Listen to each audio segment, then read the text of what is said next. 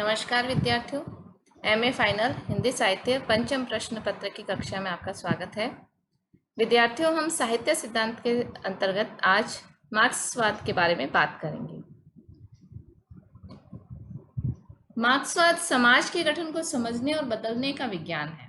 Marks और angles ने सन 1848 में कम्युनिस्ट मैनिफेस्टो तैयार किया था। मार्क्सवादी चिंतन पद्धति की एक लंबी परंपरा है और यद्यपि मार्क्स से पूर्वी बेलिंस्की, हर्जन, चर्निसेवस्की, दोब्रोलियोव आदि चिंतकों की साहित्यिक दृष्टिकोण पर्याप्त प्रगतिवादी रहा है, लेकिन मार्क्सवाद के विस्तृत विशुद्ध स्वरूप का दर्शन हमें मार्क्स के काल से ही होता है। कार्ल मार्क्स ने विश्व चिंतन धारा को सर्वाधिक प्रभावित किया। मार्क्सवादी चिंतन की दीर्घ परंपरा में मार्क्स व एंगल्स के अतिरिक्त Lenin, Gorky, Plekhanov, Caudwell, George Lukacs, Ralph Fox आदि के नाम उल्लेखनीय हैं। इतिहास प्रसिद्ध मित्रद्वय मार्क्स व एंगल्स मूलतः आर्थिक और राजनीतिक विचारक थे, लेकिन दोनों को ही साहित्य में गहरी अभिरुचि थी। मार्क्स साहित्य में एंगल्स की भी छाप रही है। वस्तुतः कार्ल मार्क्स जो थे वह साहित्य व सिद्धांत के निर्माता थे और इन सिद्धांतों की सर्वाधिक विश्वस्त व्याख्याता एंगल्स थे। मार्क्स ने अपने जीवन काल में पर्याप्त समाजवादी या मार्क्सवादी साहित्य रचा भी है। और अगर मार्क्स साहित्य की बात करें तो मार्क्स साहित्य वस्तुतः सामाजिक और आर्थिक समस्याओं से संबंधित है। साहित्य और कला को ही पूर्णतः समर्पित उनका कोई भी उल्लेखनीय ग्रंथ हमें दिखाई नहीं देता है। उन्होंने कला साहित्य संबंधी जो विचार है, आर्थिक एवं सामाजिक जो उनके ग्रंथ हैं, उनमें ही यत्र तत्र हमें दिखाई देते हैं। इस प्रकार हमें युग पुरुष कार्ल मार्क्स के साहित्य दर्शन को जानने के लिए इनके छुटपुट उल्लेख पत्र, सामयिक साहित्य और साहित्यकारों पर प्रकट किए गए उनके जो विचार हैं उन पर ही निर्भर रहना पड़ता है। कार्ल मार्क्स के विचार युगांतकारी थे। मार्क्सवादी दर्शन पर आधारित साहित्य में प्रगतिवादी आंदोलन ने साहित्य का जो आनंदवादी सिद्धांत था, आनंदवादी जो मूल्यक सिद्धांत था, उसे हिलाकर उसके स्थान पर भौतिकवादी उपयोगितावादी मूल्यों की उन्होंने स्थापना की। साहित्य के संदर्भ में जो परंपरा चल रही थी कि साहित्य आनंद प्रद होना चाहिए, उसके स्थान पर कार्ल मार्क्स ने साहित्य संबंधी जो धारणा विकसित की वह थी कि साहित्य का समाज के लिए उपयोग होना चाहिए और समाज के लिए उसका उपयोग हो सकता है कि वह समाज में समता की स्थापना करे, वर्ग संघर्ष को दूर करे, शोषितों को अत्याचार से बचाए। इस उपयोगिता के रूप में ही साहित्य सृजन की वह बात करते थे। मार्क्स ने जो प्रमुख ग्रंथ हैं, the poverty of philosophy, communist manifesto, value, price and profit, Das Kapital और इसके अतिरिक्त उनके कुछ लेख, संस्मरण, गुप्त पत्र, आलोचना, निबंध आदि भी हमें दिखाई देते हैं। वस्तुतः कार्ल मार्क्स सिद्धांत निर्माता थे और एंगल्स उनके सिद्धांतों का प्रचार करने वाले एक प्रमुख प्रचारक या व्याख्याता थे।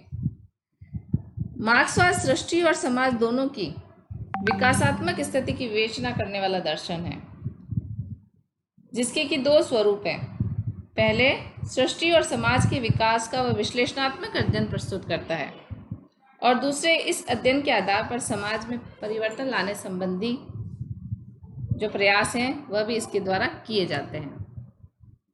मार्क्स को और अच्छे से समझने के लिए मार्क्स की विचारधारा के जो प्रमुख बिंदु हैं उन्हें हम समझ लेते हैं। मार्क्स की विचारधारा के जो प्रमुख बिंदु हैं उसमें सबसे पहले हम देखते हैं उनके 4 सिद्धांत हैं: द्वंद्वात्मक भौतिकवाद, इतिहास की भौतिकवादी व्याख्या, वर्ग संघर्ष का सिद्धांत, अतिरिक्त मूल्य का सिद्धांत। और ये चारों ही मार्क्स दर्शन के स्तंभ माने जा सकते हैं, लेकिन ये एक दूसरे से परस्पर गुम्फित है। वस्तुतः मूल जो सिद्धांत है वह द्वंद्वात्मक भौतिकवाद है और द्वंद्वात्मक भौतिकवाद के ऊपर ही ये अन्य सिद्धांत उस पर आश्रित हैं। हमारा यह अभिप्रेत मात्र उन्हीं 2 पहलुओं से जिनका सीधा प्रभाव विश्व साहित्य पर पड़ा उनके ऊपर ही हमारा फोकस रहेगा, जिसमें सबसे पहले द्वंद्वात्मक भौतिकवाद। द्वंद्वात्मक भौतिकवाद है, यह मार्क्सवाद का दार्शनिक दृष्टिकोण है। ये संपूर्ण मार्क्सवाद को समझने की कह सकते हैं की है। द्वंद्वात्मक भौतिकवादी व आधारशिला है जिस पर उनके दर्शन के अन्य जो 3 खंड हैं, जो हमने बात की थी कि इतिहास की भौतिकवादी व्याख्या, वर्ग संघर्ष का सिद्धांत और अतिरिक्त मूल्य का सिद्धांत, ये सिद्धांत भी उनके द्वंद्वात्मक भौतिकवादी सिद्धांत पर ही टिके हुए हैं। द्वंद्वात्मक भौतिकवाद की द्वंद्ववादी प्रक्रिया में संभवतः वह हीगल से और भौतिकवादी अवधारणा में फायरबाख से प्रभावित हैं। इस प्रकार उन्होंने हीगल से द्वंद्ववाद और फायरबाख से भौतिकवाद लेकर अपने सिद्धांत का शिलान्यास किया था। उस समय के अपने विचार को प्रेषित करने के लिए उन्होंने इन 2 सिद्धांतों का सहारा लिया, जिसके आधार पर उन्होंने द्वंद्वात्मक भौतिकवादी सिद्धांत की स्थापना की। द्वंद्वात्मक भौतिकवाद को और अधिक समझने के लिए हम इसमें जो 2 शब्द हैं, भौतिकवाद और द्वंद्वात्मक, इसे समझने का प्रयास करेंगे। भौतिकवाद भूत अर्थात मैटर को एकमात्र मूल तत्व स्वीकार करने वाली विचारधारा भौतिकवाद कहलाती है। भूत अथवा पदार्थ का यहाँ तात्पर्य है इंद्रिय गोचर, आंखों को दिखाई देने वाला जड़ जगत। वस्तुतः हम देखते हैं इस विचारधारा के अनुसार जो मार्क्स का संपूर्ण जो दायित्व है, संपूर्ण जो फोकस है, वह जड़ पदार्थ पर है। और इस जड़ पदार्थ को अत्यधिक महत्व देते हुए मार्क्स स्वयं एक अद्वैतवादी सिद्ध होते हैं। लेकिन वह अद्वैतवादी आध्यात्मिक रूप में किसी चैतन्य सत्ता को सर्वोच्च रूप न मानकर वह किसी जड़ पदार्थ को मुख्य आधार मानती है। हीगेल अथवा वेदांतियों की भांति विश्व का मूल व किसी चेतन सत्ता अथवा ब्रह्म को मानने वाले अद्वैतवादी नहीं है। वह इस सृष्टि का एकमात्र मूल तत्व भूत अथवा पदार्थ अथवा जड़ प्रकृति को मानते हैं। एंगल्स के शब्दों में कहें तो कह सकते हैं कि प्रकृति को मूल तत्व मानने वाला भौतिकवाद है। यहाँ स्पष्ट रूप से हमें यह भी आभास होता है कि जो मार्क्स हैं वह अनिश्वरवादी हैं, और जब वह ये कह रहे हैं कि जड़ पदार्थ के माध्यम, जड़ ही समस्त जो दिखाई दे रहा है संसार, उसमें मूल जड़ पदार्थ हैं और उसके आधार पर ही परिवर्तन होते हैं, तो कुछ प्रश्न स्वाभाविक रूप से सामने आते हैं हमारे कि यदि प्रकृति जड़ है, चेतनाहीन है, तो उसमें परिवर्तन अथवा विकास की ओर जाने की गति कहाँ से आ सकती है? और यदि जगत का मूल जड़ भूत है तो उसे परिवर्तनगामी भी मान ले, तो विकास कर्म से जो कुछ भी उद्भूत होगा उसमें चेतना कहाँ से आएगी? अर्थात यदि वो जड़ है तो उसमें परिवर्तन कैसे है? और फिर यदि उसमें परिवर्तन मान भी लें तो जो जड़ से उद्भूत है उसमें चेतना कहाँ से आएगी? इसका इन प्रश्नों का उत्तर देते हुए भी मार्क्स हैं, उन्होंने स्पष्ट किया है कि प्रत्येक जो जड़ पदार्थ है उसकी संरचना कुछ अणुओं से मिलकर होती है और प्रत्येक अणु का निर्माण करने वाले न्यूट्रॉन और इलेक्ट्रॉन होते हैं जो कि स्वयं में गतिमान हैं। तो उनके बीच के आपस के द्वंद्व से विकास की गति या परिवर्तन की गति उत्पन्न होती है। द्वंद्वात्मक भौतिकवाद का ही दूसरा जो इसका भाग है वह है द्वंद्वात्मक पद्धति। अभी हमने पढ़ा भौतिकवाद, अब इसमें है द्वंद्वात्मक पद्धति। मार्क्स कहते हैं कि प्रकृतिगत परिवर्तन और विकास द्वंद्वात्मक पद्धति के अनुसार होता है, और इस द्वंद्वात्मक पद्धति को उन्होंने हीगल से ग्रहण किया है। और यहाँ पर मार्क्स हीगल का पूरी तरीके से अनुसरण करते हैं। हीगल के अनुरूप ही उनकी धारणा है कि विकासवाद, प्रतिवाद एवं संवाद के विकास क्रम जो ये चलता है वो वाद, प्रतिवाद और संवाद के त्रैत से सर्वदा ऊर्ध्वगामी होता है। और इस संदर्भ में एंगल्स द्वारा दिया गया ये उदाहरण बहुत ही अधिक महत्वपूर्ण है। एंगल्स कहते हैं कि जैसे गेहूं का एक बीज है, वो वाद है। भूमि में बोया हुआ ये बीज अपने अंतर विरोधों के कारण गल जाता है, नष्ट होकर गेहूं के पौधे के रूप में परिवर्तित और विकसित होगा। और पौधे के विकास की जो प्रक्रिया है, अवस्था है, ये प्रतिवाद है। और तीसरी अवस्था में पौधे पर बाली आएगी और बाली पककर गेहूं के दालों में बदल जाएगी। पौधा अपने अंतर विरोध के कारण सूखकर नष्ट हो जाएगा। बाली का पककर पुनः गेहूं के दानों में परिवर्तन व विकास संवाद अथवा विपरिणाम का विपरिणाम है। इस प्रकार कोई भी पदार्थ है उसके बीच में वाद, प्रतिवाद और संवाद की स्थिति चलती रहती है और जिसके माध्यम से आगे का जो चरण है, विकास का चरण है, उदरगामी जो चरण है, वह प्राप्त होता रहता है। इस प्रकार मार्क्स ने द्वंद्वात्मक भौतिकवाद की व्याख्या प्रस्तुत की। उसके पश्चात मार्क्स की विचारधारा का दूसरा सिद्धांत है इतिहास की भौतिकवादी व्याख्या। मार्क्स ने द्वंद्ववादी पद्धति को इतिहास पर आरोपित करते हुए मानव इतिहास के विभिन्न परिवर्तनों और घटनाओं के लिए भौतिक अथवा आर्थिक कारणों को उत्तरदायी ठहराया है, और इस प्रकार उन्होंने इतिहास की भौतिकवादी अथवा आर्थिक व्याख्या की है, और यही उनका ऐतिहासिक भौतिकवाद है। मार्क्स का कहना है कि सामान्यतः मानव की जो सामाजिक, राजनैतिक और बौद्धिक जीवन प्रक्रिया भौतिक जीवन के उत्पादन साधनों के द्वारा ही निश्चित होती है, अर्थात मानव की चेतना उसकी सत्ता को निश्चित नहीं करती है, वरन उसके विपरीत उसकी सामाजिक चेतना, उसकी चेतना अर्थात राजनीतिक, धार्मिक और कला संबंधी संस्थाओं के स्वरूप को निर्धारित करती है।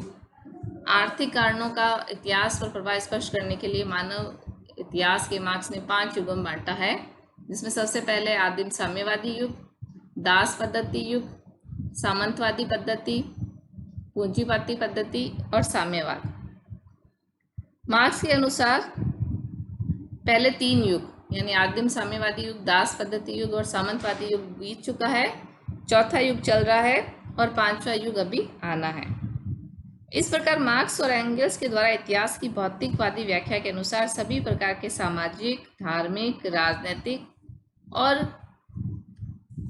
कला संबंधी परिवर्तन का जो मूल है उसमें किसी राजनीतिक संप्रदाय, किसी राजनीतिक क्रांति या किसी युग पुरुष आदि का हाथ नहीं होता, अपितु आर्थिक परिवर्तनों का हाथ होता है। इतिहास का मार्ग भौतिक अथवा आर्थिक मूल्यों से निर्धारित होता है। द्वंद्वात्मक भौतिकवाद और इतिहास की भौतिकवादी व्याख्या के अंतर्गत ये 2 और सिद्धांत है। वर्ग संघर्ष का सिद्धांत, जिसमें एक वर्ग के पास बहुत अधिक धन है और दूसरा वर्ग उस धन विहीन है। इस सिद्धांत के आधार पर ही ये जो आगे की प्रक्रिया है, जो सिद्धांत है, वह चलते हैं। अतिरिक्त मूल्य का सिद्धांत, जिसके अंतर्गत उन्होंने स्थापना की है कि उत्पादन में जो लागत आती है और जो श्रमिक को दिया जाता है और जो वसूल किया जाता है, ये जो एक्स्ट्रा वसूल किया जाता है, अतिरिक्त मूल्य का सिद्धांत है, जो कि शोषक वर्ग के पास जाता है। ये जो कुछ 4 सिद्धांत है, इस पर मार्क्सवादी विचारधारा अवलंबित है। साहित्य और कला संबंधी क्या बात करते हैं मार्क्स? हालांकि उन्होंने किसी स्पष्ट या कोई विशेष ग्रंथ साहित्य और कला संबंधी नहीं लिखा, लेकिन फिर भी उनके जो विचार हैं साहित्य और कला संबंधी विचार, वह महत्वपूर्ण है और आगे विश्व साहित्य को प्रभावित करते हैं। इसमें सबसे पहले तो है कि मार्क्सवादी कला व साहित्य का मानववादी दृष्टिकोण प्रस्तुत करते हैं। उनकी स्पष्ट धारणा है कि कला व साहित्य जीवन के लिए आर्थिक समानता स्थापित करने में साहित्य और कला को उपयोगी होना चाहिए। ये इनका दूसरा सिद्धांत है। साहित्यकार का मूल उद्देश्य सर्वहारा वर्ग को पूंजीवादी व्यवस्था के उन्मूलन के लिए प्रोत्साहित करना है। मार्क्सवाद है वह साहित्य कला का प्रयोजन सर्वहारा वर्ग जो है उसके हितों की रक्षा करना और वर्ग संघर्ष में सर्वहारा वर्ग को विजित बनाकर साम्यवादी समाज की स्थापना को महत्वपूर्ण मानता है। मार्क्सवादी जो चौथा सिद्धांत है कला संबंधी या साहित्य संबंधी, वह उसमें सामूहिकता की भावना को महत्व देते हैं। जो काव्य मात्र व्यक्तिनिष्ठ है, व्यक्ति वैचित्र्य की अभिव्यक्ति करता है, वह जनसाधारण के लिए कल्याणकारी कभी भी नहीं हो सकता और ऐसे साहित्य को समाज विरोधी मानते हैं। ये एक प्रकार से लोक हृदय की मूक पुकार है, लोक मानस पुष्प की व्यापक गंध है, अर्थात समूह की भावना को अभिव्यक्त करने की बात मार्क्स कहते हैं। मार्क्सवादी काव्य रूप का जो संबंध है वह भी वर्ग विशेष से जोड़ते हैं, जैसे कि महाकाव्य को वह सामंती युग के उस वर्ग विशेष से जोड़ते हैं कि जो कि युद्ध आदि में विशेष रूप से प्रवृत्त रहता था। इसी प्रकार से नाटक को कृषि युग की उपज मानकर महाकाव्य से अर्वाचीन घोषित करते हैं। तो ये काव्य रूप को भी वह किसी एक वर्ग विशेष से जोड़ने का बात कहते हैं। मार्क्स के यहाँ यथार्थ की भी एक विशेष विवेचना में मिलती है। जीवन के यथार्थ किंतु नग्न चित्रों को मार्क्सवादी कलापूर्ण नहीं मानते हैं। उनका यथार्थवाद मानव जीवन के विकास और विकास के लिए उत्तरदायी जो प्रेरक शक्तियां हैं उसके यथावत चित्र को मानते हैं। और यही नहीं, भविष्य में होने वाले विकास की ओर संकेत करना भी वह यथार्थवादी साहित्य का एक अपरिहार्य दायित्व मानते हैं। तो इनकी यथार्थ की व्याख्या भी विशिष्ट है। साहित्य मूल्यांकन करने का जो एकमात्र आधार है वह मानते हैं उसकी सामाजिक उपयोगिता, क्योंकि वो मानते हैं कि साहित्य सामाजिक कृति है और इसके उसका मूल्यांकन भी सामाजिक उपयोगिता के दृष्टिकोण से ही होना चाहिए।